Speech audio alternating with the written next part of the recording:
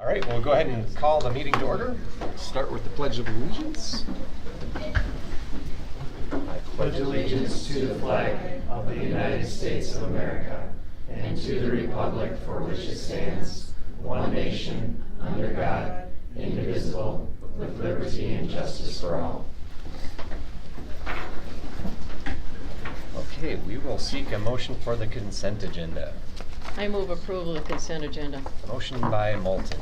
Second. Second by Iverson. We will go through any questions or comments. Hearing none, all in favor, and then moving on to the financial reports. Perfect, thank you. The general capital outlay and special education funds had a small amount of tax proceeds, along with the regular monthly state aid payment in the general and special education operations. Note that the second half of the 2022 taxes payable in 2023 is to be received in November. October and May financials are the lowest reportable cash balance operations within the district funds due to the anticipation of receiving taxes for the following month. Property tax is the main source of revenue for K-12 education. The state aid amount will be adjusted in November to reflect the confirmed enrollment numbers. Capital outlay received federal revenue of $1.5 million and is related to the high school computer purchases as offset through ESSER federal COVID funds. This fund had a reportable cash balance of $4.7 million at month end. K-12 nutrition had expenditures slightly exceed the revenue during the month, with fluctuating inventory and students working through established lunch account payments, leaving a balance of $488,000 in the fund. LATC received revenue from a wide variety of sources and was exceeded by expenditures. A $3 million contribution was received from the foundation. The expenses of $4.6 million included construction in progress payments for both the diesel expansion, archway complex, and parking lot projects. The LATC Foundation is expected to contribute in future months to assist in offsetting construction in progress. This fund's ending cash balance sits at just below $8 million. Sales within the enterprise funds of LATC Bookstore, Food Service, and Educare were moderate, with all funds operating at planned budgeted expenditures and revenues. In the Employee Benefit Trust, premiums exceeded the administrative costs and claims during the month. September was the first month in which increased premium levels affected the trust. We will continue close monitoring of the claims to premium ratios as we evaluate future premium levels of the plan. This fund's ending cash position of $3.6 million has declined from previous years. As we route our way through the last quarter of the year, high claim costs will meet individual stop loss and reinsurance credits, will assist in offsetting reportable high claims. I would be happy to answer any questions if you have any. Okay, hearing none. Move into the student staff recognition. Do we have to vote now? Okay, so we've got our motion, we've got our second. All those in favor? Aye. Aye. Opposed? The motion has been approved. And now we'll move into the student staff recognition. All right, awesome. We have a great group gathered tonight with several different recognitions. First off, Watertown Boys Golf won the state AA championship this year. And so when I call your name, if you would come up, and we've got a board member who will have a certificate for you, and then we'll get a picture of each group or individual as they are able to make it up. So team members of the state AA golf championship: Jake Olson, Jonathan Lake, Ty Leonards, Jaden Solheim, Gabe Norberg. You can just form a line. Yes, that's good. You can stand right in front of us. Aiden Rylance. Assistant coach, Ryan Neal. And head coach, Corey Neal. Let's give them a round of applause.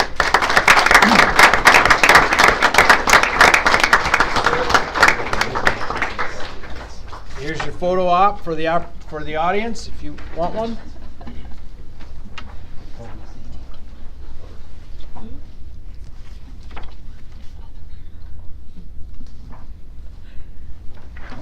Hey. Thank you.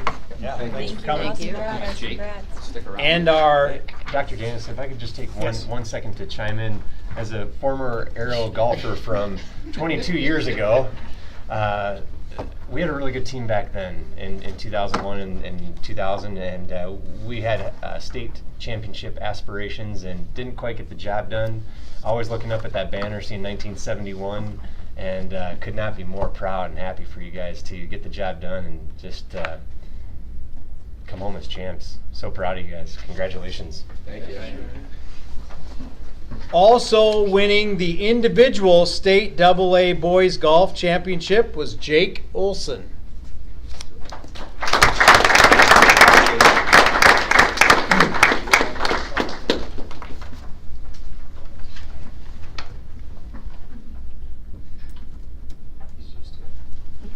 Thank you. Thank you guys. All right, we'll move on to All-State Chorus. This concert was held October 28th in Rapid City. Director Candace Von Eye. And sopranos, Cameron Langrock, Madison McDonald, Samantha Pesic, Tessa Swiden, Adiambo Oshweda, and Malia Hansen, the alternate. We'll get a shot of the sopranos, but then I'm going to have you just kind of slide over and stay up here because we'll get one big shot too when everybody's done.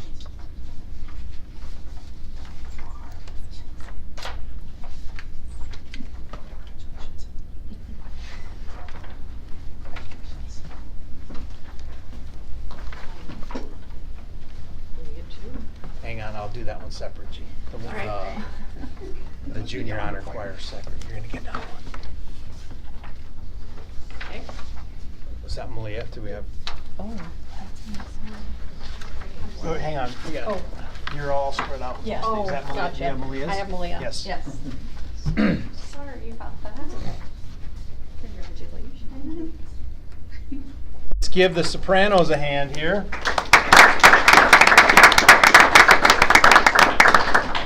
Okay, I'll just have you kind of slide over when they're done with the photos. Now I've got the altos. Harley Von Eye, Grace Remmers, Elena Nelson, Harley? Jenna Dalkey, Grace? Josie Altoff, and Audrey Eide was the alternate.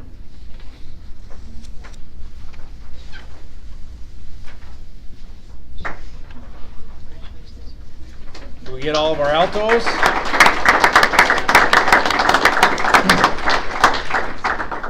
Okay, tenors.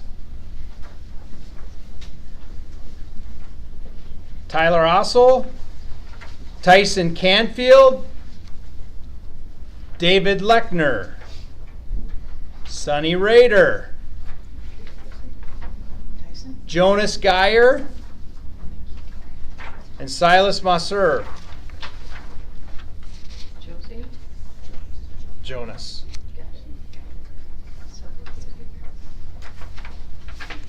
There's your tenors. All right, bass. Heath Eichholz, Aiden Regals, Lucas Saracini, Noah Wallemeyer, Bo Rottershot, and Caden Moore, alternate.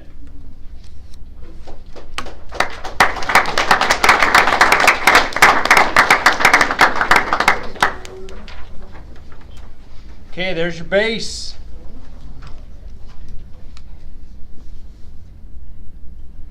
Now if we can get all of, oh yeah, let's give them one more hand. If we can get all of our All-State back up here and get Mrs. Von Eye in the picture.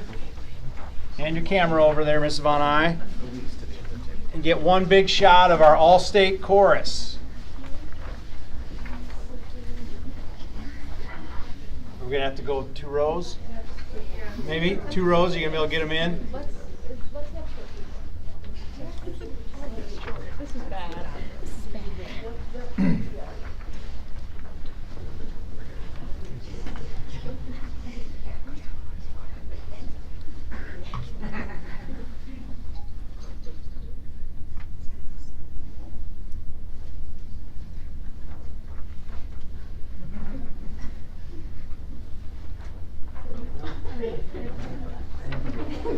Good work. Now I have two more chorus honors. We have two individuals who were selected for the 2024 Midwestern Region ACDA Honors Choir. And that is Madison McDonald and Harley Von Eye. Come on back up.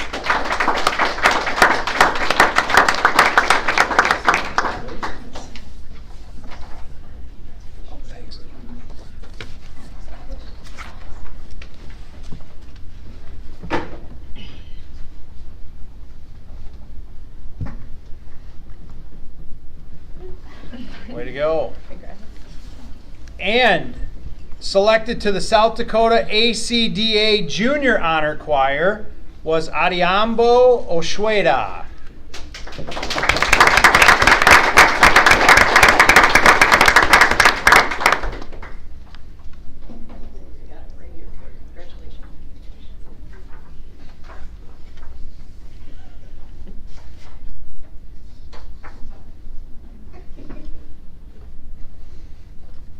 Very nice.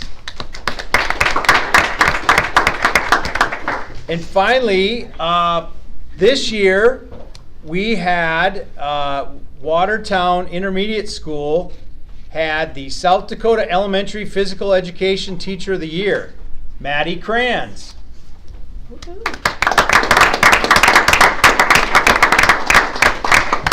So congratulations to Mr. Kranz. I don't believe he was able to make it tonight. So we're done, Mr. Chair. All right, sounds good. We'll move on to item 3.1 with public input on agenda or non-agenda items, if anyone's here to speak. Okay. All right, then we will welcome President Sanderson and start with personnel and the resignations with item 4.1.1. Good evening, Mr. President, board members. I'm going to be working off of the blue sheet that has updates from today on it. You'll see a few things highlighted in yellow. And we'll start with the resignations. We have 3 staff positions that we received resignations for this month and ask for your approval as presented. Is there a motion to approve? I'll make a motion to approve resignations. Motion by Lohr. Second? Second by Rossman. Questions or comments? Hearing none, all in favor? Aye. Opposed? The motion's been approved. Item 4.1.2, contract recommendations and addendums. Under the contract recommendations and addendums, you'll see change to an existing staff position listed first, and then a variety of adjunct instructor positions, some temporary part-time, which you'll see largely is getting our snow removal help on board through our heavy equipment operator students. Several contracts under corporate education for training that will happen with industry partners throughout the area. So with that whole list in front of you, we recommend approval as presented. Is there a motion to approve? Make a motion to approve. Motion by Rossman. Second. Second by Lohr. Any questions or comments? Hearing none, all those in favor? Aye. Opposed? Motion's been approved. We'll move into property now. Very good. We'll start with change orders for the archway. Before you are 7 recommended modifications totaling $20,918 of an increase to our contract. Most of that had to do with the curb and gutter and the striping the rock for Arrow Avenue in the parking lot around the archway project. Within our contingency for making adjustments through the project, we're well within line at this point with remaining contingency on hand, and recommend your approval for the modifications as presented. Thank you. Is there a motion to approve? So moved. Motion by Iverson. Second. Second by Moulton. Questions, comments? Hearing none, all those in favor? Aye. Opposed? The motion's been approved. We'll move to item 4.2.2. Thank you. This one has to do with diesel expansion changes, 4 modifications, so an update to what you initially received. 4 modifications in the project totaling $9,305. Most of that is due to putting in a concrete step set on the south side of the diesel expansion building. As with the archway, we have quite a bit of contingency to work with, so with that $9,305 increase, we still have remaining contingency of $307,000 within the contingency. So recommend your approval as presented. Is there a motion? I move approval of change order number 4, diesel expansion as presented. Motion by Moulton. Second. Second by Iverson. Questions, comments? Hearing none, all those in favor? Aye. Aye. Opposed? That motion's been approved. Item 4.2.3. Thank you. Before you is a set of 11 air conditioning components for the auto program and diesel program. All of these equipment components are funded through either the Governor's Office of Economic Development grant or our federal Perkins grant that is used largely for equipment at Lake Area Tech. All of these have gone through a bid process. What's proposed before you meets specifications. The total package for that 11 pieces of air conditioning equipment is $64,462.60. Okay, is there a motion to approve? So moved. Motion by Iverson. Second. Second by Moulton. Questions, comments? Hearing none, all those in favor? Aye. Opposed? That motion's been approved. Item 4.2.4. Thank you. Before you is a recommendation for a diesel engine dyno. And if you'd like to study up on this is a piece of equipment that helps our diesel students know what's working or not working within diesel engines. After going through the bid process, the recommendation before you comes in at $46,125. This piece of equipment would be supported through grant funding and meets all of the bid specifications.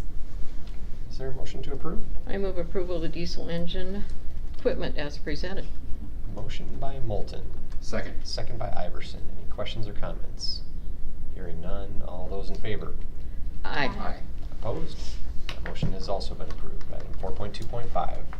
Thank you. This is considering surplus property resolution. Last month, there was a resolution for surplus property within the robotics program and auto program. No bids were received for purchase of the audio equipment. So before you is a revised resolution for some of the auto technology items to be sold at auction or for some of them to be surplus for disposal. So recommend your approval as presented for that resolution. Is there a motion to approve? I move we approve the surplus property resolution. Motion by Iverson. Second. Second by Moulton. Questions or comments? Hearing none, all those in favor? Aye. Opposed? Motion's also been approved. Item 4.2.6. Thank you. In your packet are 4 recommended lease agreements, 2 of them for the heavy equipment operator program, 2 for the diesel program. Within heavy equipment, we would be leasing from TransSource wheel loader with a bucket and then a wheel loader, one for 8 months, one for 10 months, both for $1,000 per month each. And so appreciate the opportunity to work with TransSource and get those low-cost leases in place for our students' training.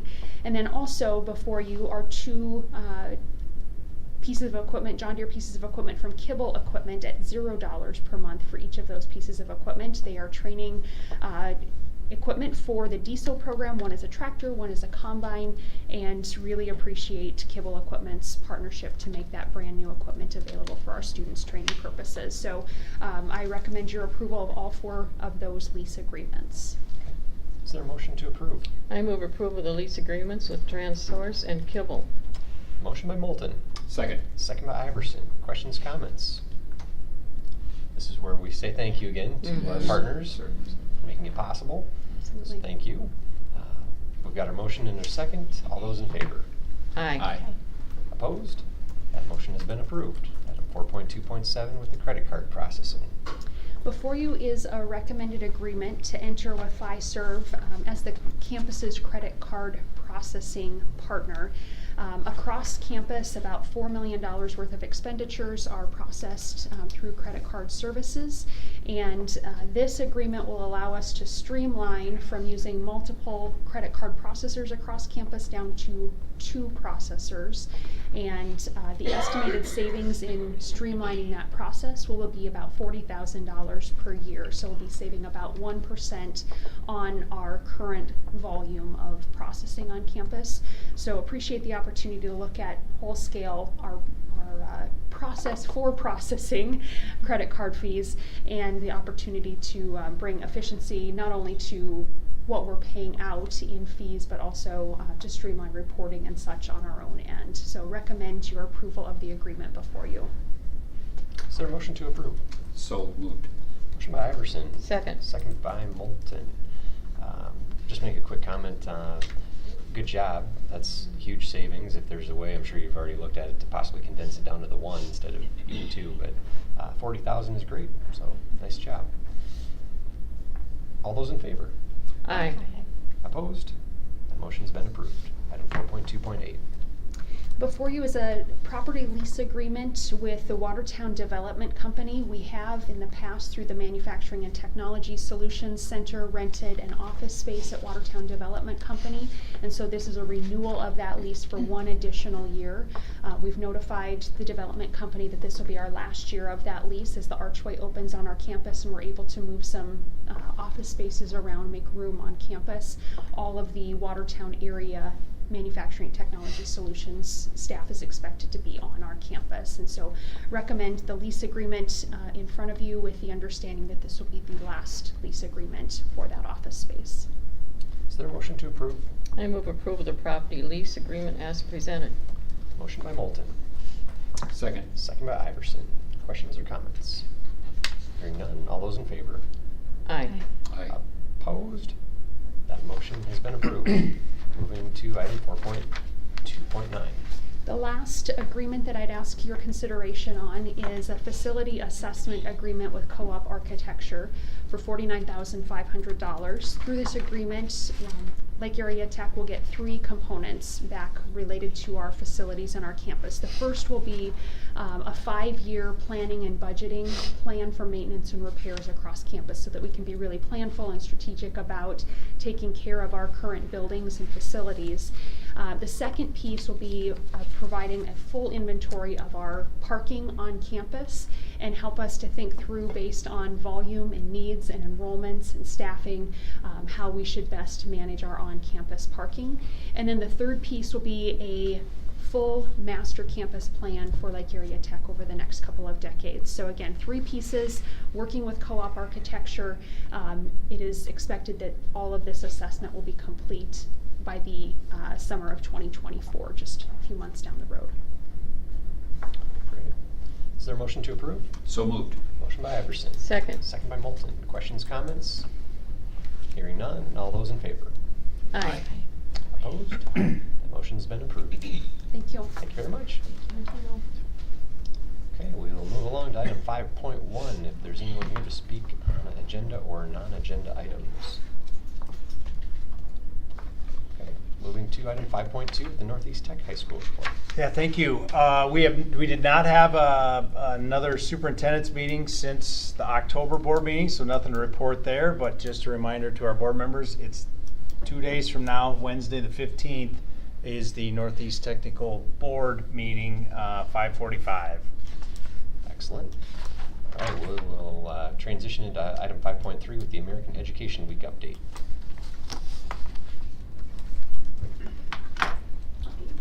Hello. Aye. My name is Allison Foster. I'm the president of WEA this year. It is American Education Week, so we're kind of kicking it off with little treats and goodies for our members in WEA. We wanted to spread some more awareness about the week. I feel like a lot of people know about a Teacher Appreciation Week, but not necessarily American Ed Week. So we are doing a few different things. One is that we had some of our students do coloring pages, and they are being dispersed through Hy-Vee and County Fair this week in the customers' bays. One, we did a Stein sign display on 212 across from Hy-Vee, just kind of thanking educators and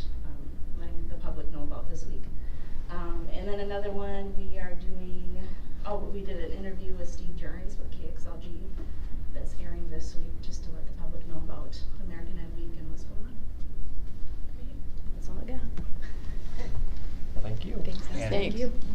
note to staff, thank you very much for your work, and there should be some goodies from the district on Wednesday morning, I believe, for you. So, yes. Okay, we'll move into item 5.4 with the achievement report, please. Put the slides up here on the TV screen for you. I'll just go through the testing data and senior survey data from this last school year. Look at our Smarter Balance testing, ACT scores, and survey results from the seniors.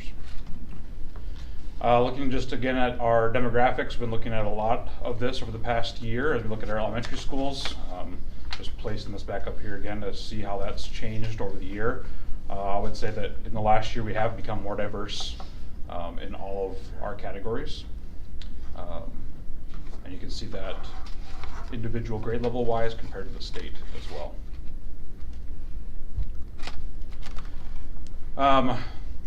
We don't have any teacher data this year. As many educators know, the licensing process this last year was interesting debacle, and so they don't have that updated information for us. They said that they would get that to us later this year, but what this data tells us is how our current staff are in years of experience, degrees, things like that. You can see from years past. We just don't have any data updated this year. Looking at our report card, each year this report card has been released to kind of show how our individual school buildings and district compare to the state. What I've done here is you've got the K4 and the 5-6 grade levels as they compare to our district and state. You'll see student performance for ELA and math as well as student progress for ELA and math. The difference between performance and progress. Performance will tell us how many students are testing at levels 3 and 4, would be the two highest scores you can get on Smarter Balanced. A 3 or a 4 says that those students are at or above grade level. Student progress looks at how a student is testing over time, the previous 3 years. We haven't had this the past couple of years because of COVID and the testing data that was incomplete during those years. But student progress is going to measure how a student, if they stay proficient, so if they tested a 3 or 4, they're continuing to test at proficient level, that is a positive. It also then looks at students who are not proficient, so at levels 1 or 2, but are showing progress to proficiency at 3 or 4. And then also would be for those students who maybe are not showing progress, but they are showing growth overall as they take the tests from year to year. So we can see there for those grade levels again then are the percentage of students that are showing progress. Attendance, we're looking at students who are coming to school regularly and not chronically absent. ELL on track, what that is showing us is percentage of EL students who are showing progress to exit the EL program within 5 years. So that's the goal of our EL programming is to have them test out of that within 5 years. I would say in the last year even, we've done a lot to help address this. We've added staff. We'll have to look at probably adding additional staff as our EL numbers grow. I would also say that we are probably now getting adequate recommended service minutes to our students on a daily basis because of our increased staff. So I would say that we are making progress with those students and continuing to monitor that. These are grade levels 7 through 8 and 9 through 12. You'll see the same information, performance on ELA and math and progress in ELA and math. The difference here when you get into the 9 through 12 is they don't look at progress because they're not testing their freshman year or sophomore year, only their junior year. So then we start to look at, from previous years, students who are completing graduation or completing high school, that could be through a GED or graduation. Number of students that are actually completing high school on time with their cohort, meaning they started as a freshman and in 4 years they graduate. And then the last three is college career readiness and our students there. A note with these that I do need to share is these three, college career, coursework, and assessment, excuse me, just the college career readiness stuff, that's from 2 years ago. It's not last spring, but the spring before. So during that time period, we had only 22 students who took the NCRC, which is one of the ways you can qualify as being college and career ready. However, this last spring, we had 223 students that took it, and about 73% of those students got a silver or higher. So next school year, we'll see that number improve drastically for Watertown High School as we start to look to improve in that area. So that's just a note on that number there. This slide is just showing you how that readiness scoring is calculated. It's looking at how they test with ELA and math, either through the state assessment, the ACT, or the AccuPlacer, as well as they could qualify as a plus or a point for us in the score if they get a silver or higher on the NCRC test. And then as long as they're taking advanced coursework or endorsements for graduation, that then is also another positive for our students. ACT scores remain steady in Watertown and continue to stay ahead of the state and national averages as well. And then these next two slides here are going to be looking at how our high school compares to other ESD schools. And information you'll see here is very broad on these two slides as well as the previous slides. Obviously, we as a district get much more detailed reports and information, and we use those to, like this year, we're working on our math and looking at math curriculum and how we can improve our scores there. So we drill into individual targets on state testing, reviewing our curriculum, and looking at how we can improve those scores. This one here is looking at our ACT and then the coursework, their assessment, and college and career readiness.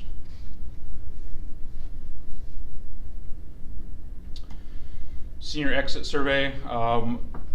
The number of students that took it wasn't as great this year.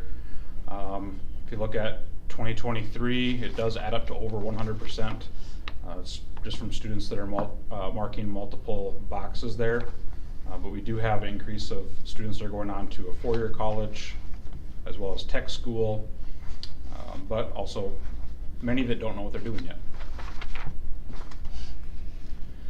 These next two graphs, I wasn't able to get actual percentages or numbers with these, so use your pie reading skills, I guess, to see what we got for percentages here. But this is showing where they're going post-secondary. SDSU, Lake Area, USD, those are some of the higher ones, as well as many that are undecided yet. And then areas of study, all sorts of areas that students are looking to go study. Some of the larger ones, business, engineering, physical therapy, arts, and nursing. But lots of students with lots of aspirations in many areas of study there.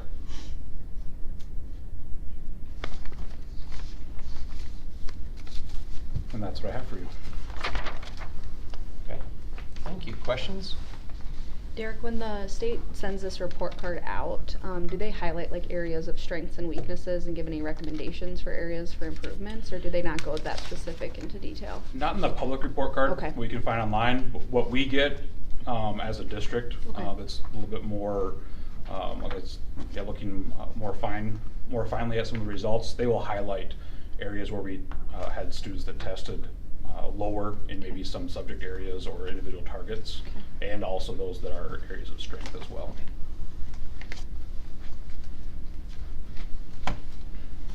How does our district compare economically disadvantaged? Are we high, low, medium?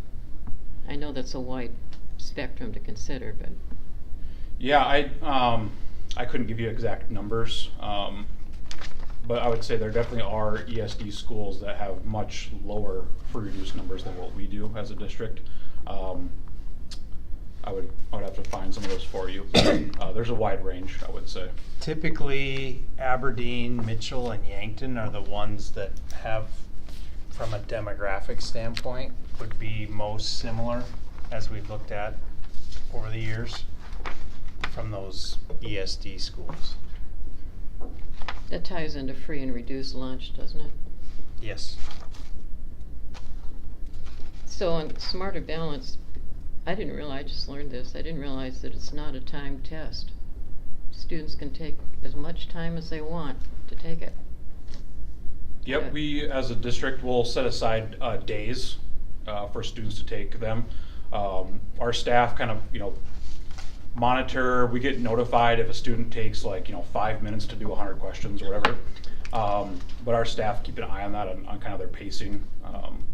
Remind students to slow down, take their time. But yeah, it's not timed, and it's, I'm going to say adaptive. Maybe not the word I'm looking for, but as students answer more questions right, the harder the questions get. If they don't answer them correctly, the easier they get. So then the test is unique to each student and will adjust itself to see how above or at grade level they are or below grade level they are. And then post-test, staff has a chance to drill down into specifically what areas that we might be proficient or not proficient in. Yep, definitely. We each fall as a district look at our state testing data, and then building principals would work with their staff too to look at those results. We also then use those results with our MAP data that we take 3 times a year. So we take that test right away the first couple weeks of school, again after the new year, and again towards the end of the school year. So we use our own classroom assessments, our MAP assessments, and our state testing, trying to make all of those work together to give us what we need to help improve. So it's going to be interesting to see what the math curriculum comes up with in the next year or so, and how that's going to tie into improving scores, or where we need to improve, where we're doing well, where we're not. Yeah, we intend to do an update kind of on all the work we've been doing behind the scenes with math here, so either December or January, look for that. And that's kind of an ongoing sore point. It's actually a struggle across the state too. I don't know if it has to do with the specific test that they're taking or what. It's interesting. And then as you get into the higher grades, of course, attendance is a factor too. Students that don't complete the test, does every student complete Smarter Balance? Yep, all students are required to take the assessment. We would have to file with the state if there's certain students that say because of a disability can't complete the test. If there's like a sickness or medical emergency why they couldn't take the test, but we're only allowed a small percentage of non-completers before the state would flag us as to why are you not having kids take the test. Thank you. Also for the ACT, are we allowed to drill down into areas that we need to improve or not improve or doing really well in? I don't think that it gets too specific. I haven't gotten into that. Well, I should take that back. This fall I did look at, was given kind of a report to look a little bit further into the ACT. Off the top of my head though, I cannot. It looked at how the ACT and the college career readiness all kind of. Yeah, it's not going to be nearly as Not as detailed for sure. detailed as what we would get for Smarter Balance in terms of aggregate standards, that kind of stuff. It would be interesting to look at our curriculum, particularly 9 through 12, last 5, 7, 10 years, to see if we are less rigorous, if we are asking more of students, or are we asking not as much? Are classes as rigorous? Have we dropped classes that we shouldn't have? So, there's a lot of things to think about. That has been part of the work that we've been doing with math. We had a pretty large math study group this summer that did talk about a lot of that as far as alignment and how things flowed from the lower elementary to the intermediate to the middle school and then into the high school. So I think should have a little bit of a report on that when we do that. Well, I've looked at these scores as state report cards for years. And one thing that I've always noticed is that block schools tend to struggle more than non-block schools, block scheduling schools. Of course, we are a block scheduling school, as opposed to schools that are on traditional schedules. Something to think about. And post-secondary, I think on the state statistic, the state level, 30% are not going on to secondary. I think I heard that over at the Lake Area Strategic Planning. So at least we're doing better than that here. Yeah, I would say we're in the 80s, 80%.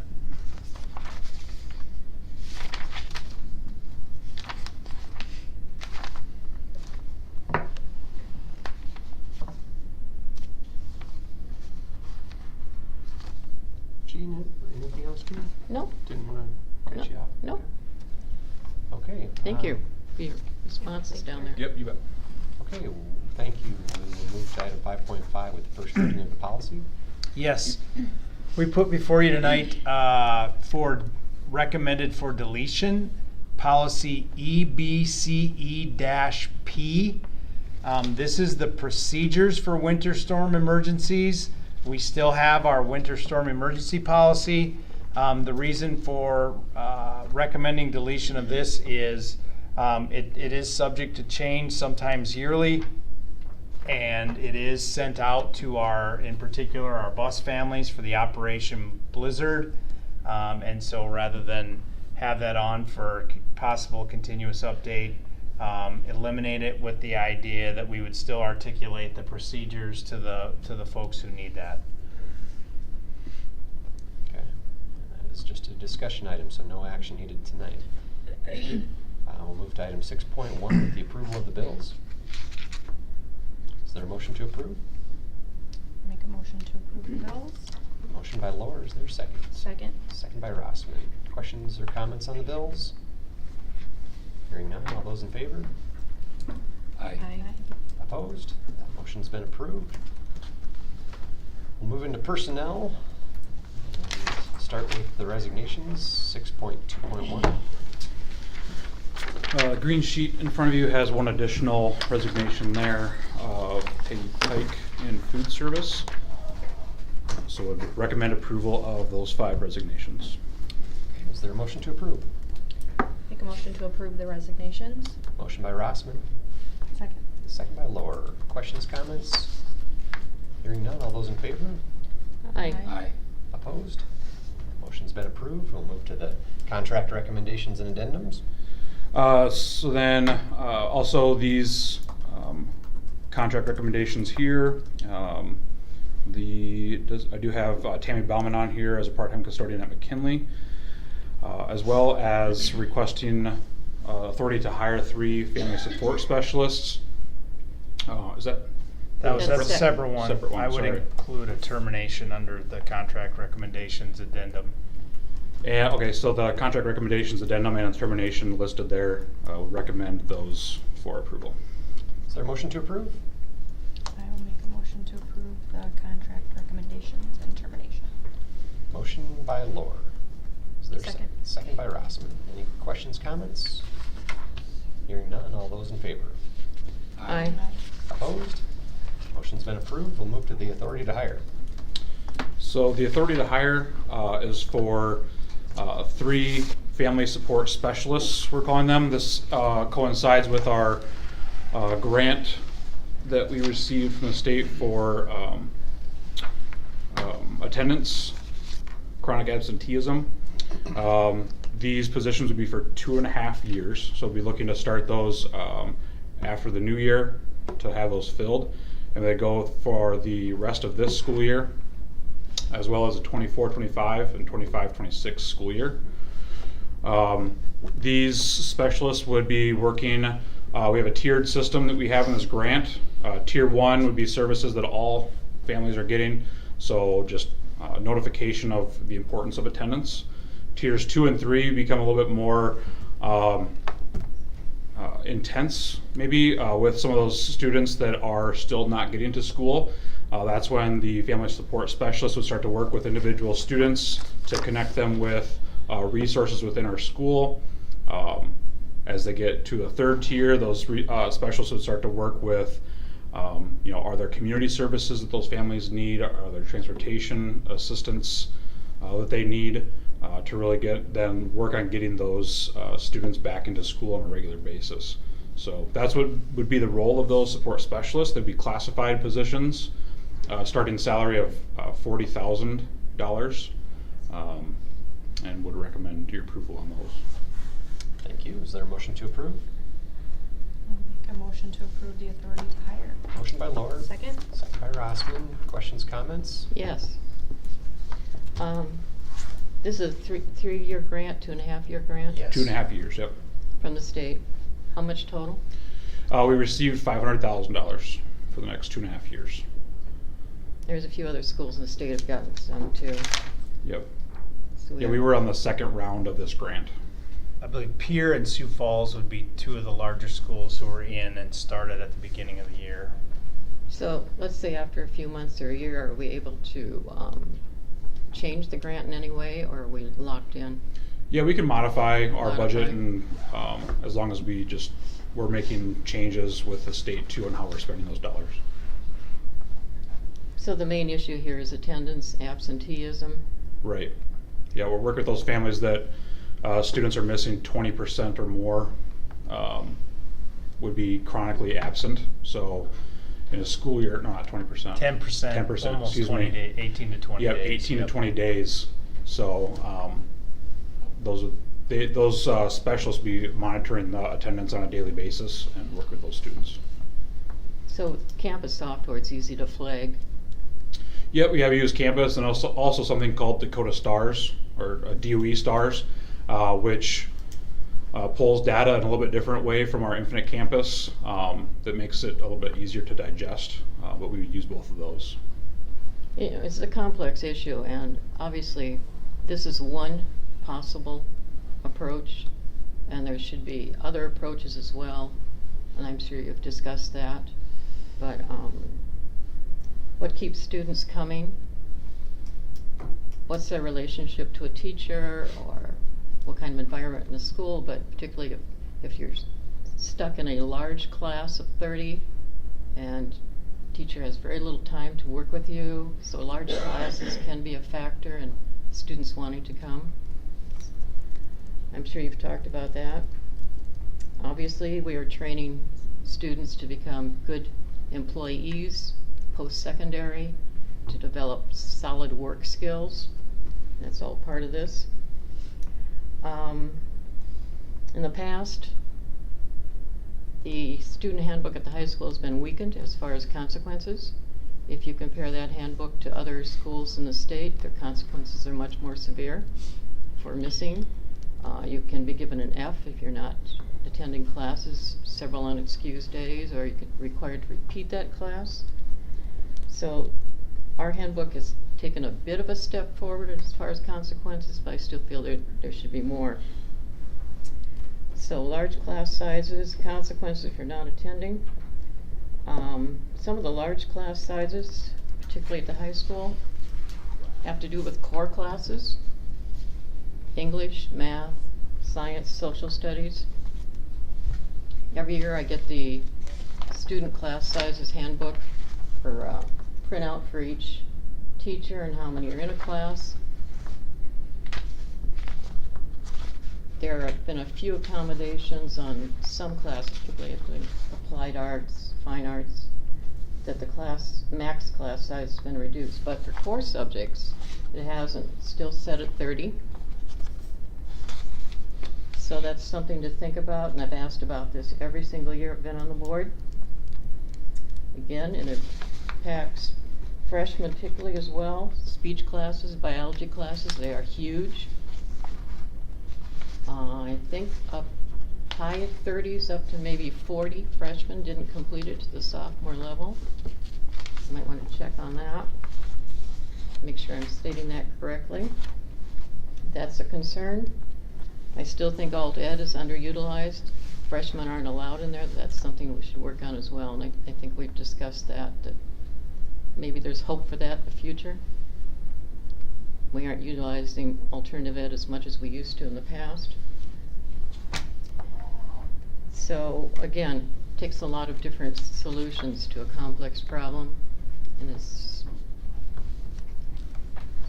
we'll have to see how this works. Yeah, we're excited for it. I think the big thing I wanted to note about the grant, I mean, first we were appreciative of the state for offering this opportunity and ultimately for our selection. But we're also grateful, our BISCO board has agreed to chip in $5,000 a year for each of these 3 years to help us with kind of the marketing campaign. And so we were able, because of their commitment, we were actually able to start Tier 1, beginning with parent-teacher conferences last week, where every parent who attended got kind of a general attendance flyer. We'll be looking at some more targeted ads just on the importance of attendance. One of the things that has been noted, and it's been interesting to note, and it's locally, but it's statewide and it's nationally, is that for some reason 20% of student population in all local, state, and national, it's odd how it's 20% has become chronically absent. And so that's what we hope to utilize those staff members initially, is to figure out what caused that shift. Whereas probably pre-pandemic we were in the 5 to 6% of our student population was chronically absent, so a big jump. So those family support specialists would be utilized, to try and recapture at least that 15%, if not make a dent in the full 20. So that's our hope anyway. We have our motion and second. All those in favor? Aye. Opposed? Motion's been approved. We'll move to item 6.3.1. Yes, this is the surplus computer property bid. We are looking for a recommendation to approve the surplus bid from Cornerstone Technologies for a total surplus bid amount of $205,735. Is there a motion to approve? So moved. Motion by Iverson, Second. second by Bolton. Any questions or comments? Hearing none. All those in favor? Aye. Aye. Opposed? Motion's been approved. Item 6.3.2. Yes, we have before you a resolution on the discontinuance of an attendance center. We kind of began this journey after a 2021 architecture study that talked about the usage of our elementary schools. And we studied it for most of last school year as well. We've had different committees. Most recently, we had a committee this fall that had representative of teachers, parents, community members, board reps, and administration to talk about just a lot of things related to our elementaries: federal funding, early childhood, the capacities of our elementary schools, the growing ELL population, our occupational and speech therapy, the balancing of class sizes, our special education services, counseling services, a lot of different things, and ultimately feel that we can service our elementary students in grades K-4 with 4 elementary schools instead of 5. And last year during that discovery period and study period, we discussed that Roosevelt would be the most likely candidate for closure if we deemed that 4 schools were adequate for fulfilling the educational needs of our community.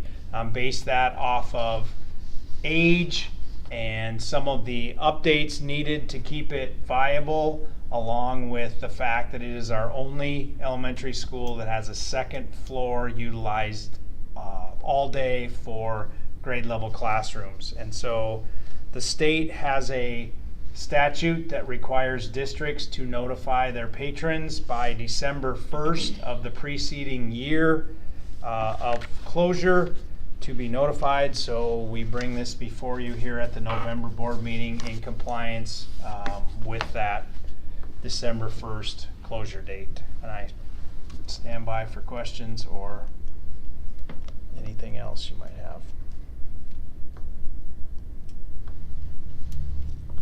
Okay. Is there a motion to approve?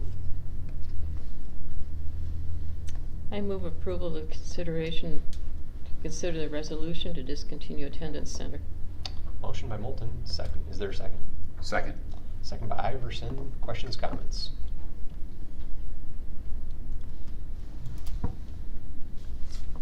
If there aren't, for the board purposes, just know we have met with staff. We intend to communicate this out with our Roosevelt families as well as the rest of the district patrons if consideration is given here to this resolution.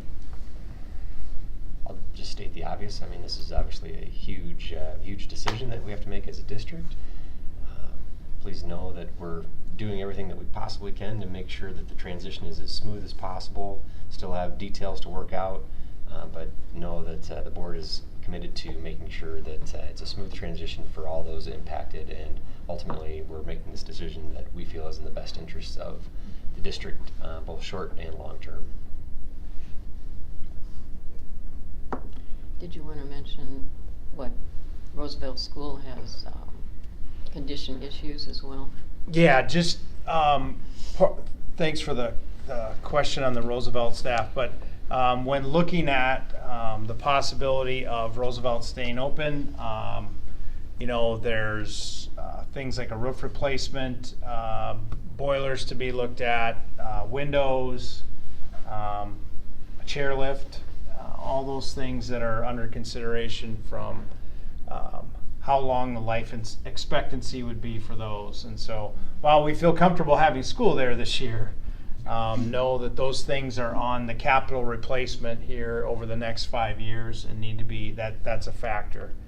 The other piece I should say, as part of what in terms of an announcement of what would possibly happen, we are still studying kind of the I'll call it the distribution plan for where students would go if Roosevelt were to close, and then how staff members would be reassigned. That is part of the ongoing work that we're doing, and would want to have a decision on that as soon as we can, and would communicate with families and staff to limit some of the concerns that they might have.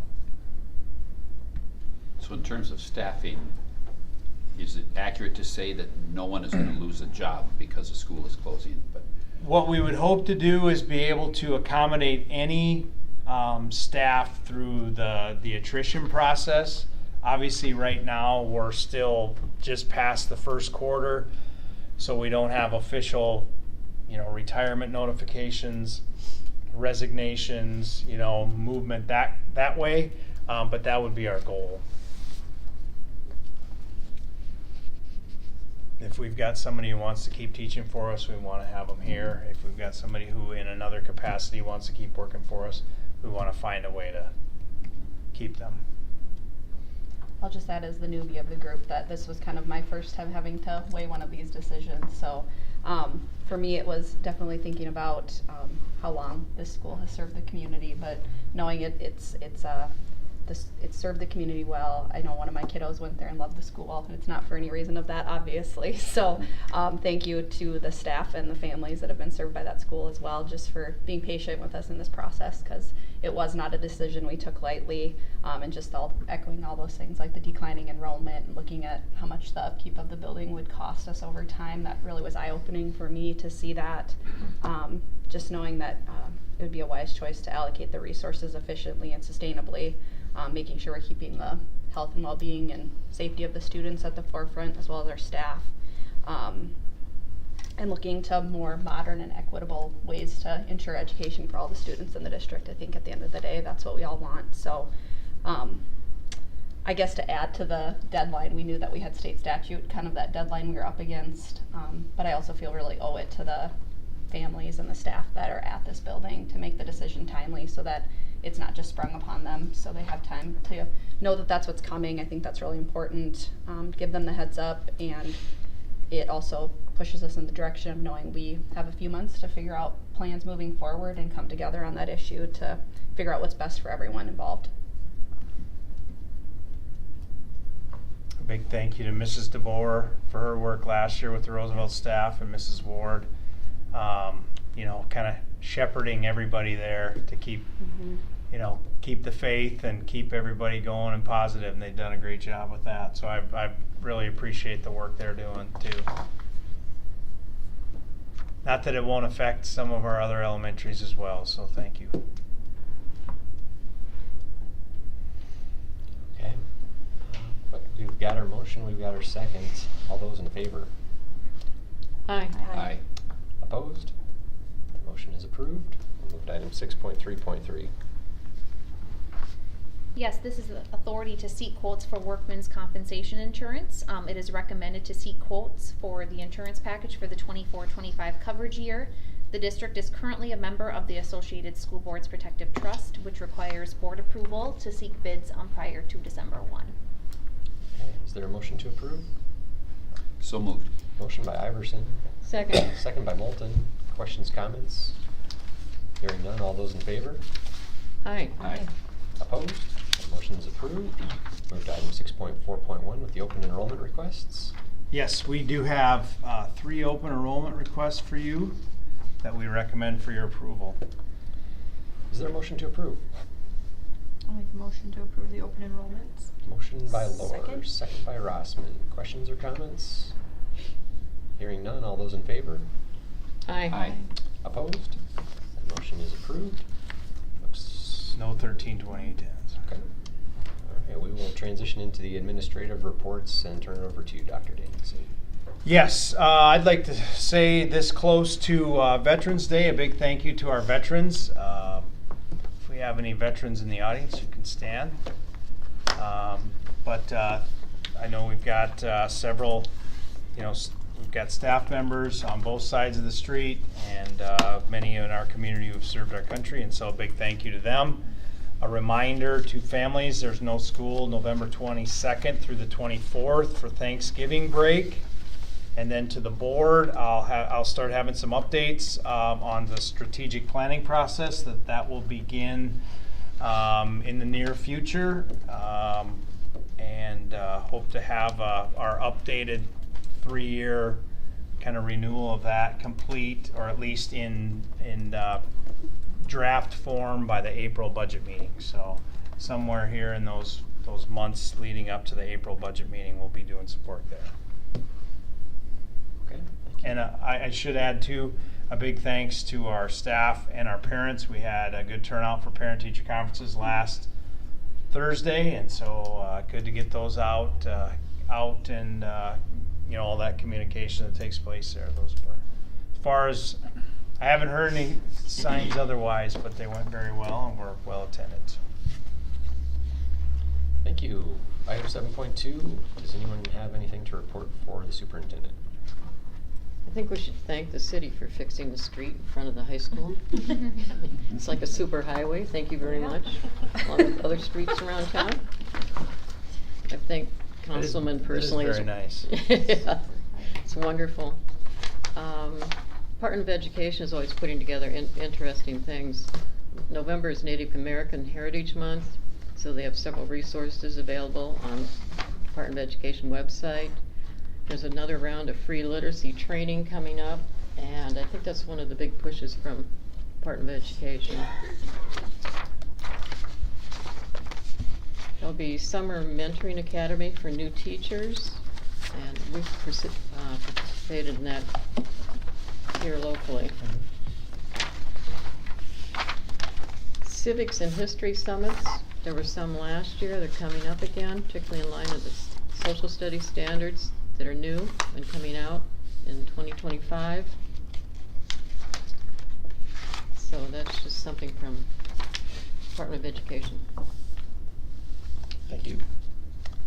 seek a motion to adjourn. I move we adjourn. Second. Motion by Moulton, second by Iverson. Questions, comments?